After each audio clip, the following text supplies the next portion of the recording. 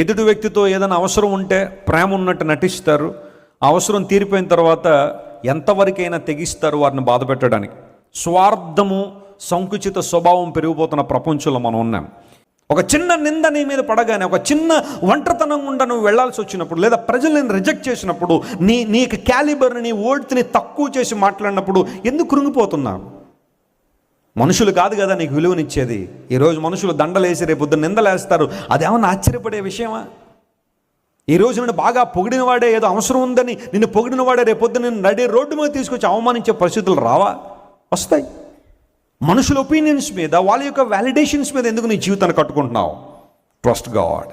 నీ మీద నిందలేసి, అవమానాలేసి, భయంకరంగా నీ గురించి మాట్లాడి, నిన్ను సమాజంలో చెడ్డ చేయాలని ప్రయత్నం చేసి ఎంతోమంది నిన్ను విడిచి వెళ్ళిపోయే పరిస్థితుల్లో మనుషులందరూ నిన్ను వదిలిపెట్టి వెళ్ళిపోవచ్చు. ఇన్ఫ్యాక్ట్ నువ్వు ఎవరినైతే ఎక్కువ ప్రేమిస్తావో, వారు లేకుండా ఉండలేనంటావో, వారు కూడా ఏదో ఒక రోజు నిన్ను విడిచిపెట్టి వెళ్ళిపోవచ్చు నిన్ను అవమానించే.